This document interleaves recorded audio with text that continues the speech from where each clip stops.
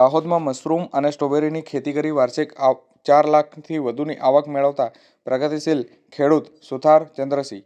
તારીખ 5/2/2026 ગુરુવારના સાંજે 4:30 સુધીમાં આપેલ માહિતી અનુસાર 10 ગામોના ખેડૂતોને માસ્ટર ટ્રેનર તરીકે પ્રાકૃતિક ખેતી તરફ લાવવા માટે સતત પ્રયત્નશીલ ખેડૂત સુથાર ચંદ્રસિંહભાઈ.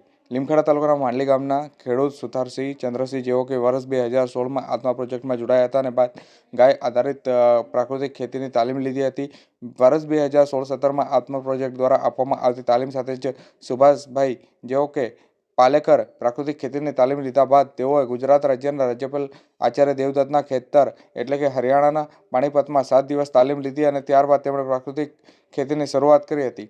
આજે તેઓ પ્રાકૃતિક ખેતી કરતા ઋતુ પ્રમાણે અનાજ, શાકભાજી, કઠોળ, મશરૂમ, સ્ટ્રોબેરી સહિતની ખેતી કરે છે અને ખેતીમાંથી તેઓ વાર્ષિક 4 લાખથી વધુની આવક મેળવી રહ્યા છે. તેમજ આજુબાજુના 10 ગામોના ખેડૂતોને માસ્ટર ટ્રેનર તરીકે પ્રાકૃતિક ખેતી તરફ લાવવા માટેના પ્રયત્નો પણ કરવામાં આવી રહ્યા છે, તાલીમ આપી રહ્યા છે અને ખેડૂતોને ગાય આધારિત પ્રાકૃતિક ખેતી માટેના આયામો બનાવવા, દવા બનાવવા અને મૂંઝવણ હોય તો તેઓ પોતે ખેડૂતના ઘરે જાય અને તેઓને મદદરૂપ બની અને માર્ગદર્શન પણ આપી રહ્યા છે.